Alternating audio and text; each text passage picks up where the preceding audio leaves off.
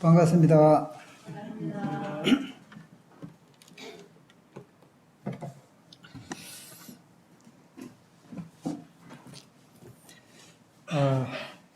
제 음성이 뭐 그렇게 좋지 않다 보니까 뒤에 잘 마이크 소리 들립니까? 예. 지난번에 소리 안 들린다는 것도 나는 못 듣고 그래서 뒤에 전달이 됐는가 싶습니다.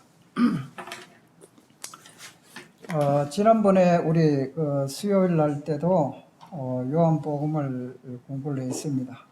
오늘 요한복음 3장의 말씀을 통해서 거듭난 자의 축복과 삶이라는 제목으로 함께 교제를 나누도록 하겠습니다.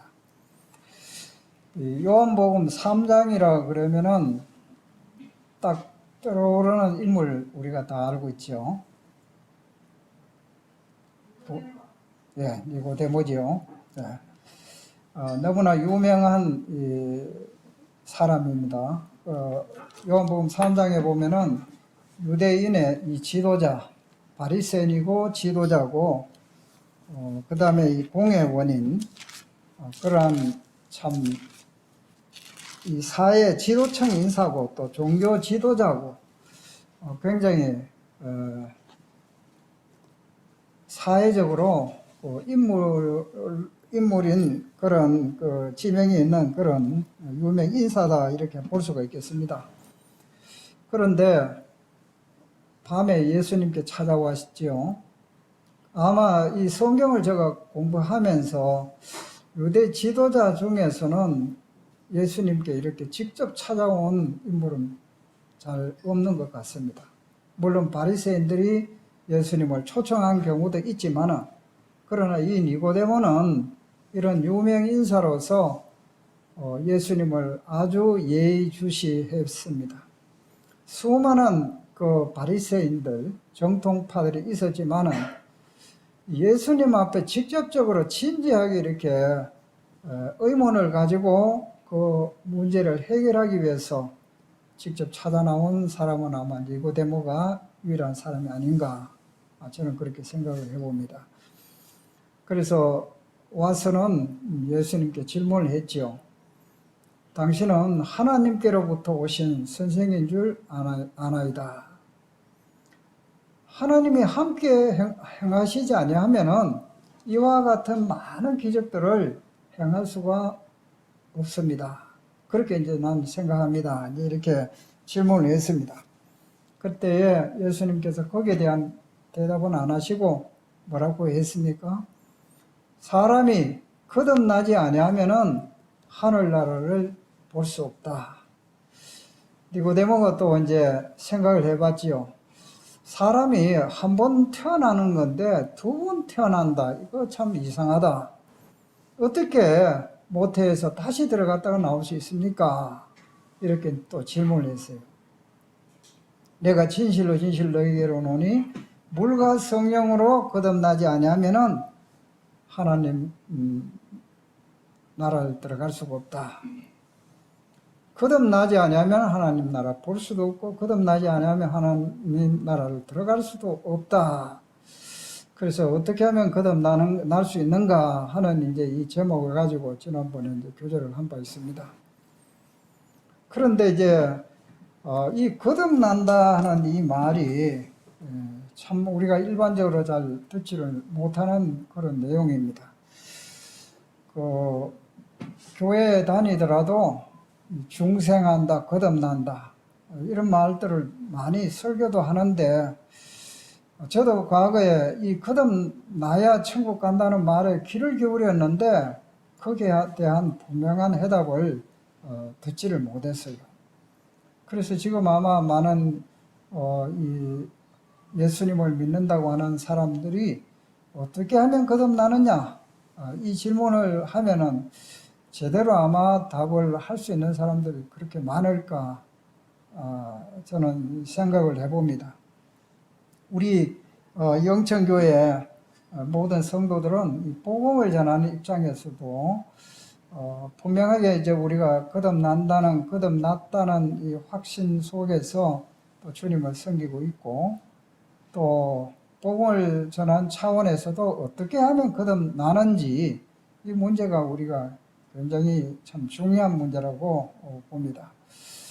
이 니고데모는 이 유대인의 그 종교 지도자였고 가르치는 입장이었지만 스승이었지만은 이와 같은 그 질문을 예수님께로부터 거듭나지 않으면 천국 못 간다 이런 말을 아마 처음 들었을 거예요.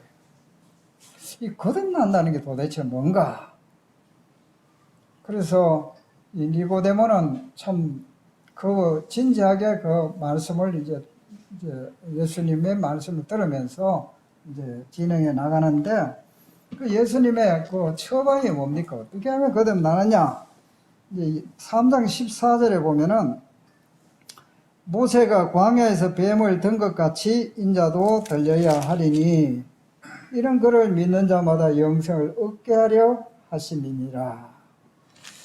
그래서 이 민수기 21장의 이 말씀, 모세가 광야에서 뱀을 든 것처럼 인자도 들려야 한다. 인자는 사람의 몸을 입고 오신 하나님의 아들을 지칭할 때에 인자라는 말을 쓰고 있습니다. 그런데 이제 이 모세가 광야에서 뱀을 든 것처럼 이스라엘 백성들이 길로 인하여 참 불평불만이 많았습니다. 너무 고통스러웠어요. 그래서 이 이스라엘 백성들이 하나님 앞에 불평을 하니까 하나님께서 그들을 징벌 차원에서 불뱀을 보내었습니다. 천막에 잠을 자고 있는데 불뱀에 이제 들어가서 무는 사람은 전부 다 죽었습니다. 나름대로 처방을 다 해봤어요. 약도 해보고 뭐 여러 가지 방법을 다 써봤지만은 이 불뱀에 물린 사람은 고칠 수가 없다는 사실입니다. 인간의 방법과 노력으로. 그래서 모세가 광야에서 뱀을 든 것처럼 이스라엘 백성들이 모세에게 잘못했다고 우리가 하나님께 기도해서 우리를 살려달라고. 그래서 이제 모세가 하나님 앞에 기도했을 때에 그 처방이 무엇입니까? 이 노뱀을, 이 노선 심판을 상징하잖아요. 노뱀을 높이 장대에 달아서 물린 자마다 그것을 쳐다보면은 산다. 사람의 노력으로는 할 수 없는 이 방법을 하나님께서 그들을 살려줄 수 있는 이 방법을 다 가르쳐 줬습니다. 그래서 이 노뱀을 높이 달아라. 그것을 쳐다보면 산다. 이제 물린 사람은 너무너무 고통스럽고 아프고 죽어가고 다른 방법이 해결책이 없는 거예요. 그래서 이 노뱀을 쳐다보면은 이 산다는 것을 그들이 이제 경험을 했습니다. 그런 것처럼 인자도 들려야 하리니 예수 그리스도도 모세가 광야에서 뱀을 든 것처럼 그 물린 자마다 쳐다본 적 살았던 것처럼 예수 그리스도도 십자가에서 매달려야 할 것을 예표를 해주고 있습니다. 그런데 이 예수님을 쳐다보기 위해서는 전제 조건이 무엇이냐 하면은 이 죄에 물린 자, 이 독사에는 독이 있잖아요. 그런 것처럼 이 죄에는 독이 있습니다. 죄의 독. 이 죄인들은 누구든지 해결책이 없어요. 스스로 구원에 이룰 수 있는 방법이 없는 것입니다. 오로지 하나님께서 처방해 주신 인류의 구원자 메시아 예수 그리스도, 그분만이 우리 인류의 이 모든 죄의 문제를 해결해 줄 수 있다는 사실입니다. 그래서 모세가 광야에서 뱀을 든 것처럼 인자도 들려야 하리니. 그래서 예수 그리스도가 2000여 년 전에 우리가 태어나기 전에 십자가에서 인류의 모든 죄값을 다 짊어지시고 보라 세상 죄를 지고 하는 하나님의 어린 양이로다. 세상에 있는 태어난 모든 사람들의 죄값을 몽땅 다 짊어지시고 십자가에서 피를 흘리시고 죽으셨습니다. 왜 죽으셨습니까? 모든 사람들이 받아야 할 그 노뱀, 그 심판을 예수님이 대신 받아주신 것입니다. 우리 인류를 구원하기 위해서, 이 죄값에서 구원하기 위해서는 예수 그리스도가 십자가에 죽는 이 길밖에 없기 때문입니다. 그래서 이 사실을 깨닫고 이미 내 모든 죄가 십자가에서 다 해결되었다는 그 사실을 깨닫고 믿는 사람에게는 이 모세가 광야에서 뱀을 들어서 뱀에 물린 자가 죽었던 것처럼, 그런 사람이 살아났던 것처럼 이 예수 그리스도를 참으로 마음속에 구원자로 주님으로 알고 믿으면은 거듭난다는 사실입니다. 그래서 이 거듭난다, 두 번 태어난다, 이 말은 우리가 부모로부터 한 번 태어나는 것이고 또 한 번은 하나님께로부터 태어난다는 사실입니다. 우리가 출생을 통해서 자녀가 될 수 있어요.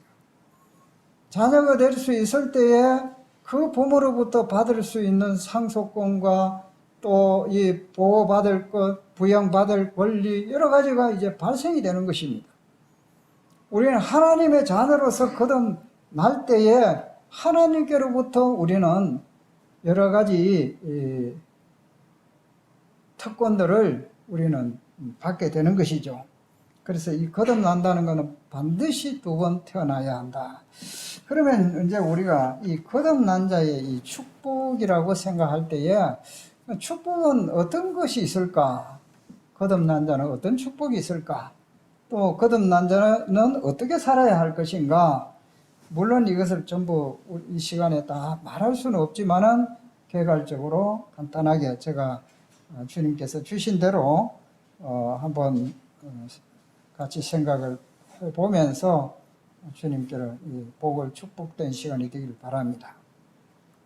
이 거듭난 자의 이 축복, 여기 한 6가지 일단은 이 멸망하지 않고 영생을 받음, 심판을 받지 않음, 하나님의 자녀가 되는 권세를 받음, 상속자의 축복, 기도의 축복, 교제의 축복, 이렇게 이제 일단 거듭난 자의 이 축복에 대해서 한번 살펴보도록 하겠습니다.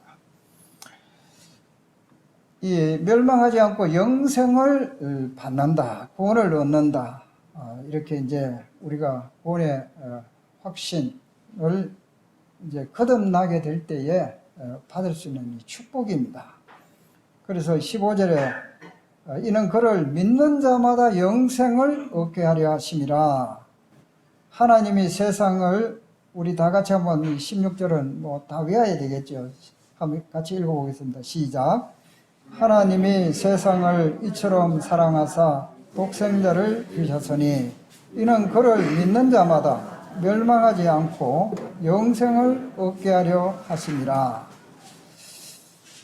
여기 이제 예수님을 믿는 자마다, 그 사람이 뭐 서양인이든 저 아프리카의 토인이든 또 무식한 사람이든 유식한 사람이든 부자든 가난한 자든 차별이 없어요. 하나님 앞에. 믿는 자마다, 예수님을 믿는 자마다 영생을 얻게 하려 하심이라. 이 영생을 얻게 하려 하심이라. 16절에 이제 하나님이 세상을 이처럼 사랑하사, 저는 이 말씀을 읽을 때마다 이 세상에 참 별의별 사람들 다 있잖아요. 사람이 사람을 봐도 정말 상대하고 싶은 사람이 있고 그렇지 못할 사람들도 있단 말이에요. 너무 파렴치한 사람도 있고 무례한 사람도 있고 정말 악한 사람도 있고 사람들이 기준으로 봤을 때에 좋은 사람도 있는데, 그런데 이 하나님께서 세상을 이처럼 사랑하셨다. 이 세상의 모든 사람들을 사랑하셨다는 거죠. 이 하나님의 사랑은 이 아가페적인 사랑, 무조건적인 사랑, 사람 그 자체를 사랑하시는 사랑이 하나님의 사랑입니다. 죄인을 사랑하신다는 거죠. 죄인을. 죄를 사랑하는 게 아니라 죄인을 사랑하신다. 그래서 하나님 세상을 이처럼 사랑하사 독생자를 주셨다. 하나밖에 없는, 죄 없는, 죄를 알지도 못하신 예수 그리스도, 그분은 하나님의 독생자 하나님입니다. 우리 인간을 너무너무 사랑하셔서 구원하시기 위해서 독생자를 주셨다는 거죠. 2000년 전에. 그래서 이는 그를 믿는 자마다 멸망하지 않고, 이 멸망하지 않고, 우리는 이 단어를 정말 참 충분히 이해할 수가 없습니다. 이 멸망이라는 거 말이죠. 인간의 단어로서 표현할 수 없는 최고의 이 고통, 말할 수 없는 이 악한 그런 이 상황에 들어가는 이 멸망, 지옥불에 말이죠. 영원히 꺼지지 않는 그 멸망을 받아야 우리가 마땅한 자들이다 이거죠.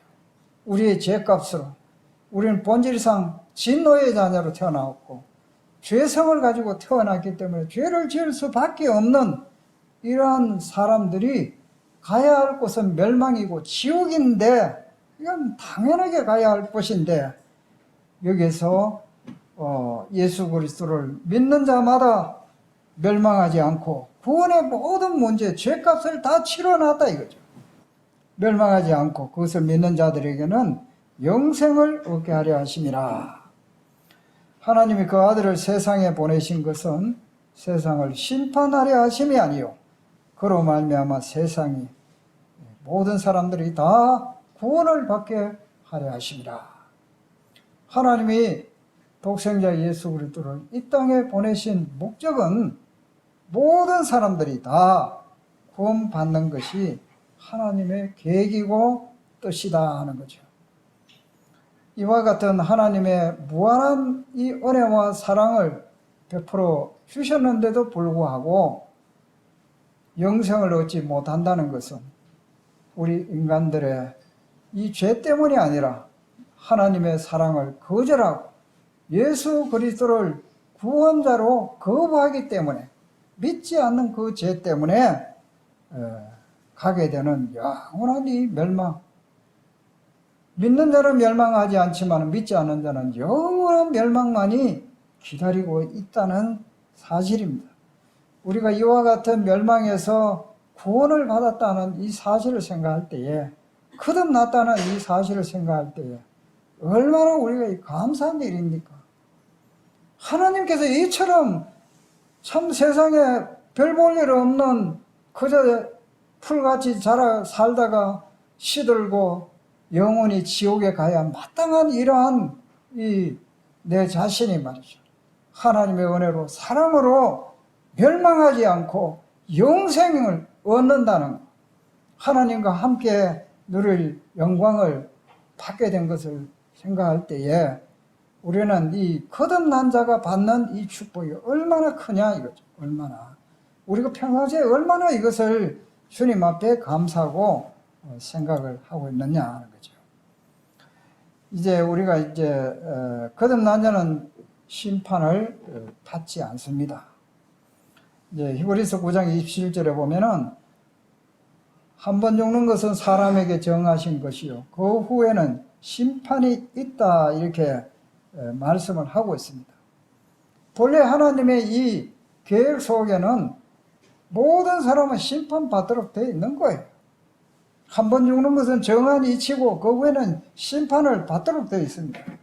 그래서 이제 심판의 과정을 요한계시록 요거는 우리가 조금 찾아보려고 이렇게 합니다. 요한계시록 20장 12절 11절부터 우리 15절까지 한번 이 말씀을 한번 읽어보도록 하겠습니다. 요한계시록 20장 11절에서 15절 시작.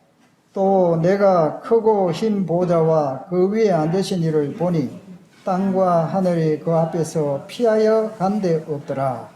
또 내가 보니 죽은 자들이 큰 자나 작은 자나 그 보좌 앞에 서 있는데 책들이 펴있고 또 다른 책이 펴졌으니 곧 생명책이라. 죽은 자들이 자기 행위를 따라 책들에 기록된 대로 심판을 받으니 바다가 그 가운데서 죽은 자들을 내주고 또 사망과 음부도 그 가운데서 죽은 자들을 내주며 각 사람이 자기의 행위대로 심판을 받고 사망과 음부도 불못에 던져지니 이것은 둘째 사망 곧 불못이라. 누구든지 생명책에 기록되지 못한 자는 불못에 던져지더라. 11절에 보니까 이 내가 하는 것은 이 사도 요한을 말하죠. 크고 흰 보좌와 그 위에 앉으신 이를 보니, 그분이 누구냐? 크고 흰 보좌 그 위에 앉으신 분이 바로 예수 그리스도, 심판주이신 예수 그리스도입니다. 보니 땅과 하늘이 그 앞에서 피하여 간 데 없더라. 또 내가 보니 죽은 자들이 큰 자나 작은 자나 그 보좌 앞에 서 있는데, 죽은 자들이 끝나는 게 아니라 심판받기 위해서 예수 그리스도 앞에 전부 쫙 서가 있다. 차례를 기다리고 있는 거예요. 이 심판 과정은 얼마나 이 재판관 앞에 가면은 죄인들은 정말 두려운 곳입니다. 어떤 지위고하를 막론하고 이 재판관 앞에서 두렵지 않을 사람이 없을 겁니다. 왜냐하면 사형의 언도를 할 수도 있고 무기징역도 할 수도 있고 그 감옥에서 수십 년을 보낼 수도 있고, 이 심판을 받는데 이 하나님 그리스도 앞에서, 예수 그리스도의 심판주 앞에서 이 크고 큰 자나 작은 자나 그 보좌 앞에 서 있는데 쭉 서가 있다 이거죠. 예수님을 믿지 않는 수많은 왕들, 뭐 대통령들, 뭐 총리, 국회의원, 세상에 잘 나가던 많은 부자들, 예수님을 믿지 않는 그 많은 사람들이 전부 다 서서 재판을 기다린다는 거죠. 이 예수님의 불꽃 같은 그 심령을 살피시고 폐부를 시험하시는, 속일 수 없는 이런 전능하신 이 심판자 앞에서 그들이 얼마나 두렵고 떨리겠습니까? 여기 이제 요한계시록 6장 15절에 보면은 이렇게 말씀하고 있습니다.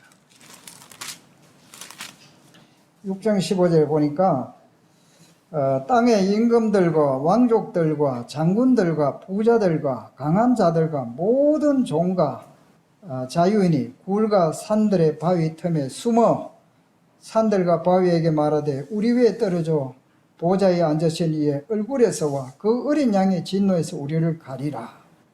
그들의 진노의 큰 날이 이르렀으니 누가 능히 서리요. 임금들, 왕족들, 장군들, 뭐 부자들, 강한 자들, 지금까지 아마 이 세상에 인간으로 태어나서 예수 그리스도를 알지 못한 수많은 이러한 지위고하를 막론하고 예수님의 이 심판대 앞에 반드시 서게 돼 있다는 거죠.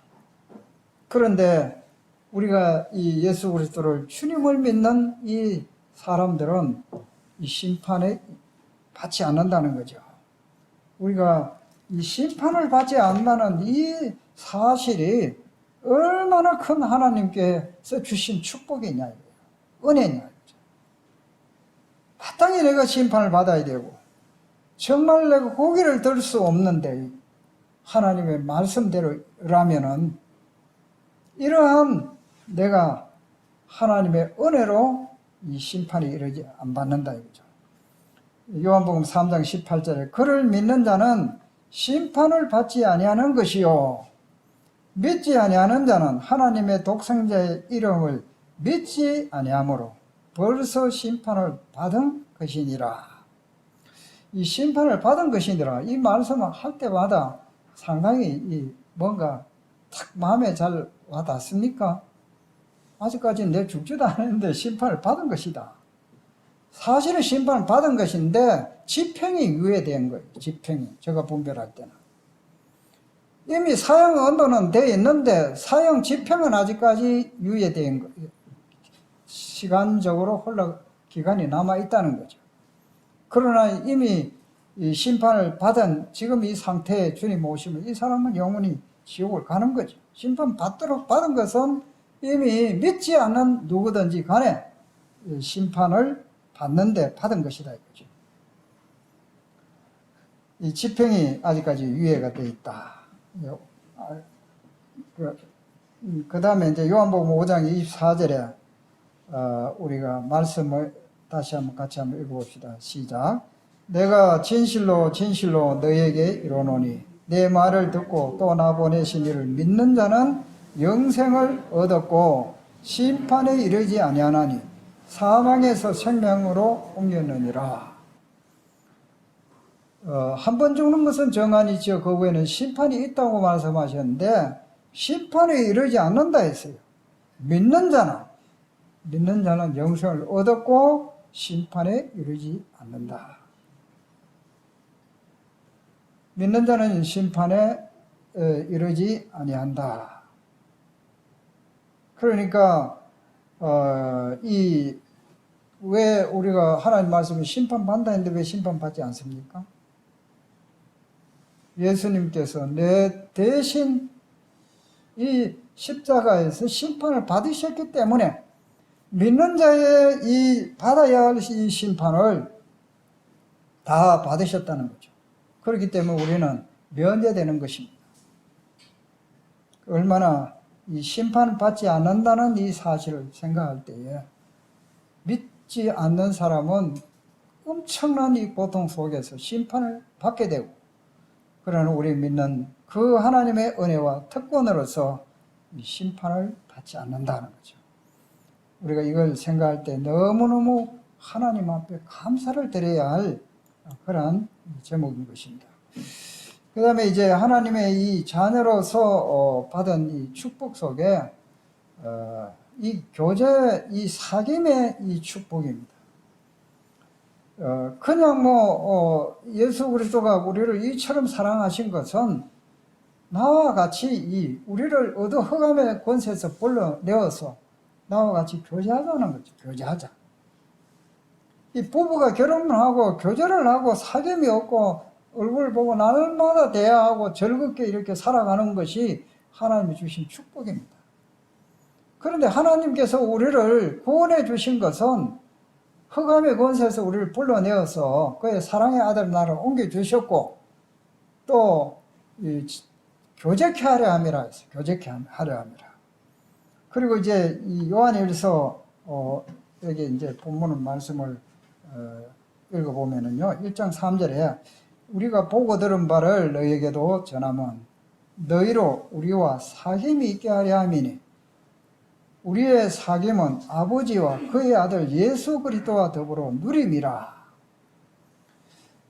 이 태초부터 계신 그 주님이 이 생명으로 이 땅에 오셨고, 사도 요한이 이제 1장에서 요한일서 1장에서 이제 말씀하고 있는 것은 그 다음에는 우리가 보았고 또 눈으로 보았고 들었고 만져보았고 살펴보았고 모든 것들을 경험했다 이거죠. 이 예수 그리스도는 실제로 오신 분이다. 실제로 오신 분인데 그분이 왜 오셨느냐? 또 내가 왜 이와 같은 것을 이제 알리면서 말하느냐? 너희에게도 전하느냐? 너희를 우리와 사귐이 있게 하려 함이라. 이 사귐, 교제, 이 교제는 굉장히 축복입니다. 그래서 우리의 사귐은 아버지와 그의 아들 예수 그리스도와 더불어 누림이라. 이 전능하신 하나님과 또 우리의 구원자이신 예수 그리스도와 함께하는 이 교제. 우리가 이 죄인이 어떻게 이 거룩하신 분 앞에 나올 수 있겠습니까? 그런데 예수 그리스도의 십자가의 사랑으로 말미암아 그 고통과 우리를 구원하심으로 말미암아 하나님과의 이 교제의 길을 열어놓으신 것입니다. 어려운 자가 되었고 거룩한 신분을 가지게 되었고 이 하나님과 그 아들과 함께하는 이 사귐을 갖게 하기 위해서 내가 이것을 전하는 것이다. 그 전하는 목적이 뭐냐? 4절에 우리가 이것을 쓰면 우리의 기쁨이 충만하게 하려 함이라. 이 주님과 함께 이 나누는 이 교제, 하나님과 함께하는 이 교제는 이 기쁨이 충만하게 하는 거죠. 기쁨이. 근데 우리 삶 속에 기쁨이 충만하십니까? 주님과 사귐이 있을 때 우리는 충만한 기쁨을 누릴 수가 있어요. 그런데 이 주님과의 이 사귐의 축복을 주셨는데도 불구하고 마음이 냉랭하고 정말 감사가 충만하지 않고 기쁨이 충만하지 않고 막 이렇게 이제 불평 불만이 많고, 이것은 뭐냐? 밑에 이제 내려가면은 문제가 있는 거예요. 이 사도 요한은 흥분에 감추지 못하고 눈으로 보았고 들었고 만져보았고, 이 거룩하고 사랑 자비하시고 사랑 많으신 이 주님과의 이 사귐, 이 교제, 이것을 통해 가지고 우리의 기쁨이 충만하게 하는 것이라는 거죠. 이 하나님과 더불어 또 예수 그리스도와 더불어 우리가 함께하는 이 교제다 하는 거죠. 교제. 정말 대화를 뭐 먹고 산다 하는 이런 말도 있는데, 정말 이 주님 앞에서 우리가 받은 은혜와 이 사랑과 이런 것들이 우리 마음을 지배하게 될 때에 이 주님을 향한 감사와 찬양과 정말 이 예배를 드리고자 하는 이러한 자발적인 마음들이 일어나는 것이, 이것이 자연스러운 것입니다. 여기 이제 5절에 보면은 우리가 거기에서 듣고 너에게 전하는 소식은 이것이니 곧 하나님은 빛이시라. 그에게는 어둠이 조금도 없다는 것이니라. 하나님은 빛이십니다. 이 세상은 어둠입니다. 이 악한 자 안에 처해 있고 어둠의 권세 아래 지배를 받고 있는 것이 이 세상입니다. 그런데 이 하나님은 빛이다 하는 거죠. 너희에게 전하는 이 소식이 이것인데 하나님은 빛이시다. 그에게는 어둠이 조금도 없다는 거죠. 이 캄캄한 이 밤에 갈 바를 모르는데 빛이 확 비치게 되면은 훤하게 길이 보이는 거예요. 어디가 위험한 곳이고 어디가 안전한 곳이고, 이 빛에 오면은 어두운 물러가게 되는 것이죠. 이 세상에, 어둠의 이 세상에 빛이신 예수 그리스도가 이 땅에 오셨습니다. 하나님께서 그분은 빛이시다 하는 거죠. 이 놀라운 이 사실, 너희에게 전하는 이 소식이 이것인데 곧 하나님은 빛이시라. 거기에는 어둠이 조금도 없다 하는 것입니다.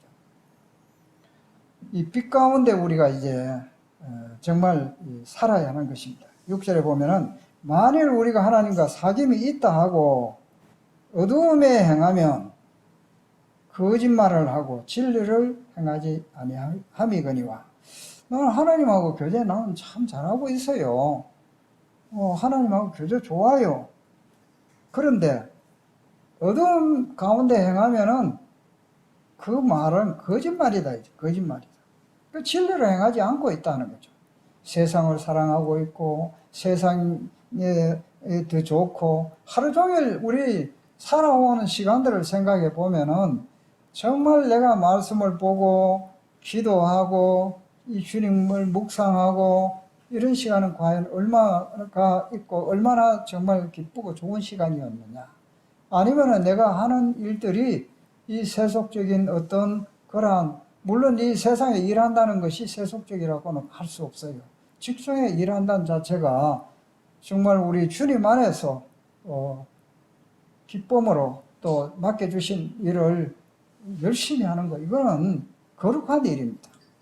그러나 이제 이와 같이 이 주님과 정말 이 개인적인 이러한 사귐이 없으면서 나는 하나님 앞에 사귐이 있다 하면은 이 어둠에 행한다면은 거짓말한다. 어둠에 죄를 짓고 하나님의 뜻을 거스르고 하나님을 떠난 그러한 생각과 삶을 살아간다면은 그건 거짓말하는 것이고 진리를 행하지 아니함이거니와. 7절에 보면은 여기 이제 참 중요한 부분이 이제 나옵니다. 그가 빛 가운데 계신 것 같이 우리도 빛 가운데 행하면, 이 조건이죠. 주님이 빛 가운데 계신 것 같이, 하나님이 빛 가운데 계신 것 같이 우리도 빛 가운데 행하면 우리가 서로 사귐이 있다. 사귐이 있다. 사귐의 전제 조건은 빛 가운데 사는 삶은 진리를 따를 때에 우리 영혼을 깨끗하게 한다는 거죠. 이 진리를 따를 때 우리는 빛 가운데 이 삶을 살게 되는 것입니다. 그런데 이제 이 하나님과 이 사귐이 있으려고 하면은 하나님이 빛 가운데 계시는데 거룩하신 분인데 거룩하지 않는 내 생각과 삶이 주님 앞에 나갈 수 있습니까? 어두움과 빛은 함께 있을 수가 없어요. 내가 이 빛 가운데에 들어가지 않으면은, 거룩한 그러한 삶을 살지 않으면은 이 주님과의 이 사귐은 깨어지는 거예요. 깨어지는 거예요. 그래서 그가 빛 가운데 계신 것 같이 나도 빛 가운데 행하면 우리가 서로 사귐이 있다. 사귐이 있고, 그 다음에 그 아들 예수의 피가 우리를 모든 죄에서 깨끗하게 해주신다. 이 조건입니다. 이 주님이 빛 가운데 계신 것처럼 내가 빛 가운데 행하면은 이 그리스도의 피가 우리를 모든 죄에서 깨끗하게 해주신다는 거죠. 내가 죄 가운데 살고 있으면서 예수님의 피가 내 모든 죄 용서해 주신다는 이런 이 용서해 달라고 하면은 이 용서가 안 된다는 거죠. 어둠 속에서 이 빛으로 이제 바뀌어지지 않는 이런 가운데서는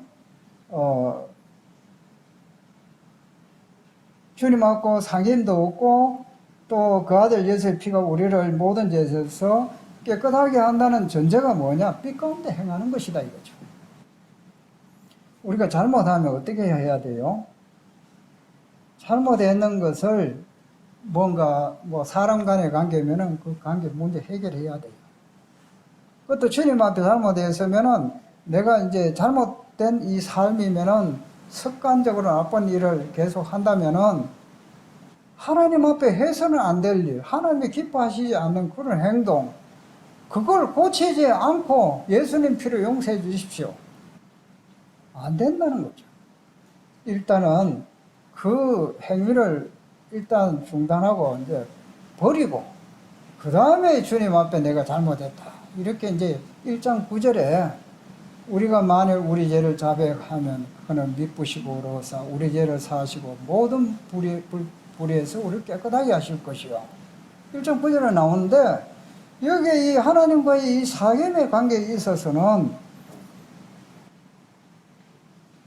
빛 가운데 행해야 사귐이 있고 그 아들 예수의 피가 우리를 모든 죄에서 깨끗하게 하신다는 것이죠. 그 나쁜 이런 습관적인 이런 계속 죄를 지으면서 주님 보배로운 피로 용서해 주세요. 그거 안 된다는 거죠. 우리가 구약에도 역대하 7장 14절에 보면은 내 이름으로 일컫는 내 백성이 그들의 악한 길에서 떠나지는 안 하고 계속 나쁜 짓도 하고 있으면서 용서해 달라면 안 된다 이거죠.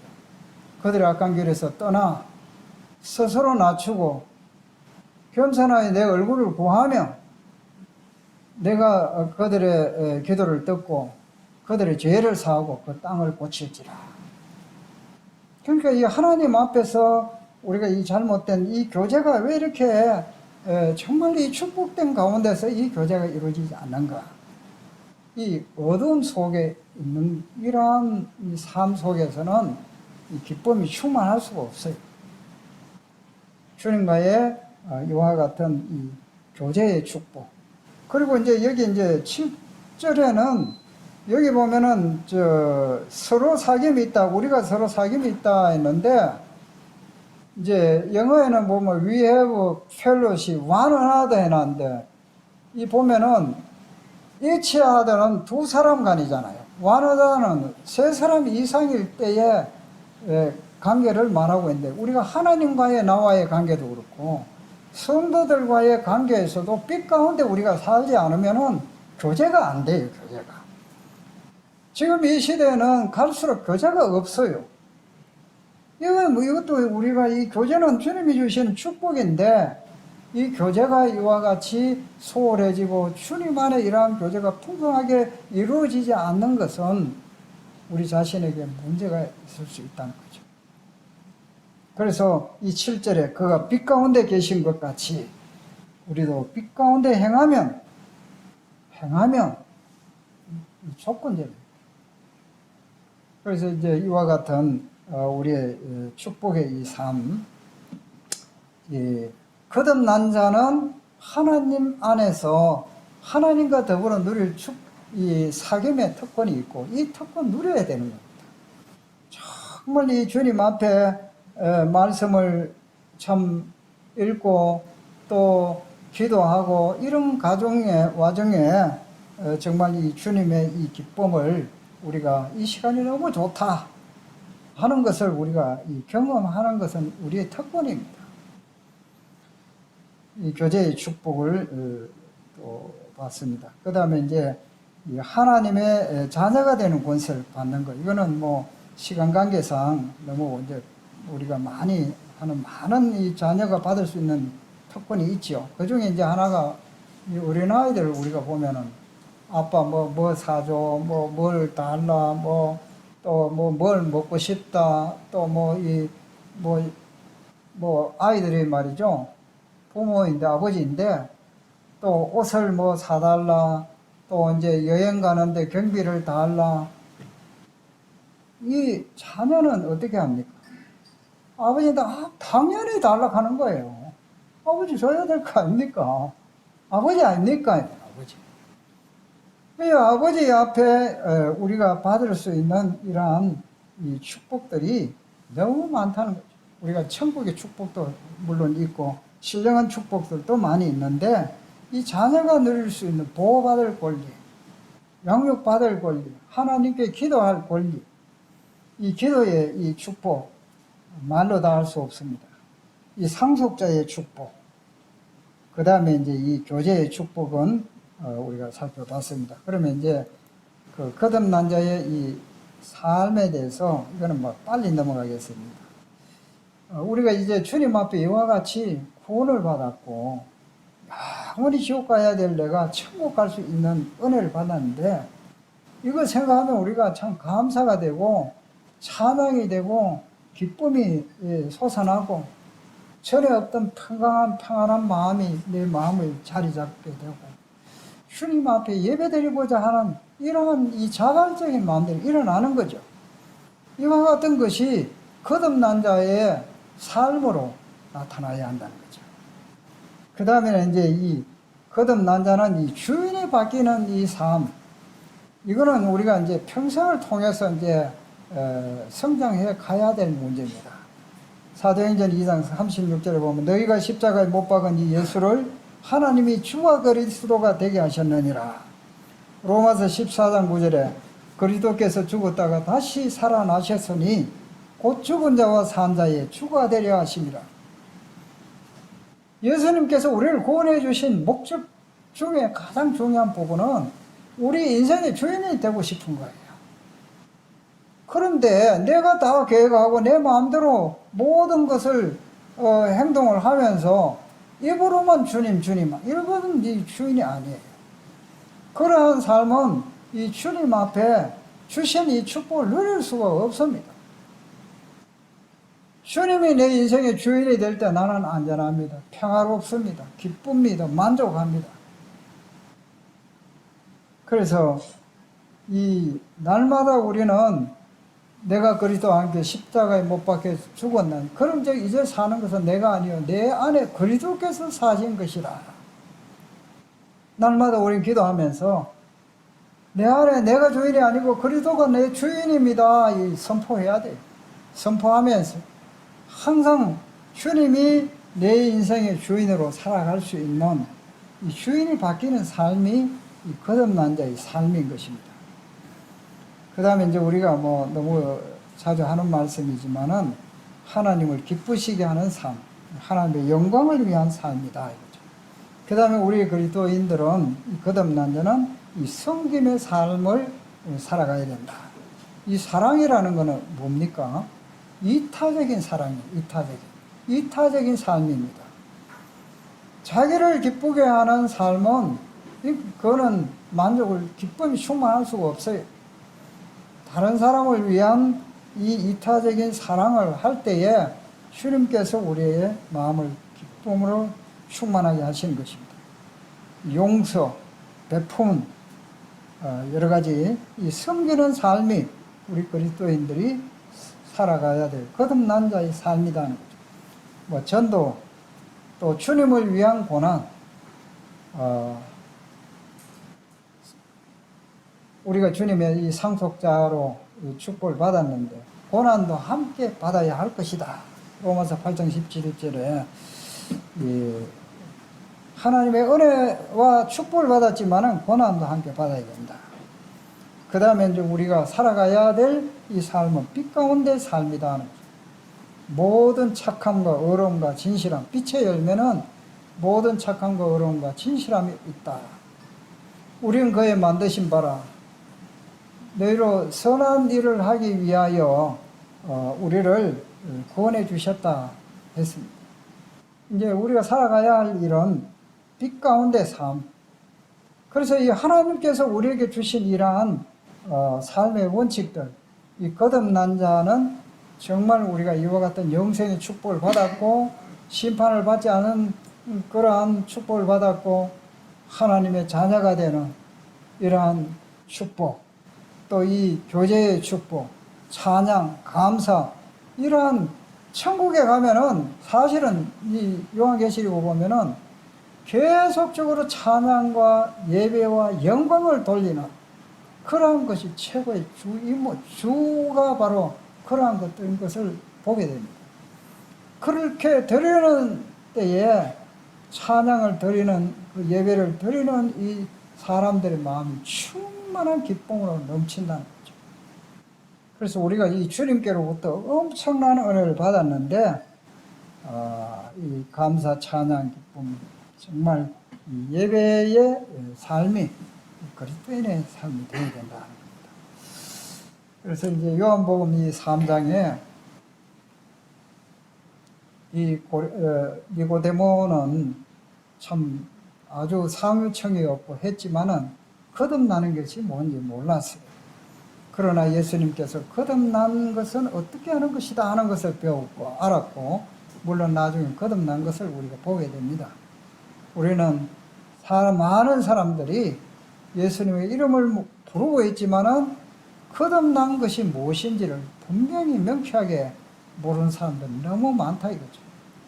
우리는 이러한 사실을 분명하게 깨닫고 또 알지 못하는 사람들에게 거듭남이 무엇인지, 왜 거듭나야 되는지, 그 축복이 얼마나 큰지 이걸 우리가 먼저 누리면서 또 모르는 이웃들에게 우리는 전도를 해야 한다는 것입니다. 그래서 오늘 거듭난 자의 축복과 삶에 대해서 함께 생각해 봤습니다. 감사합니다.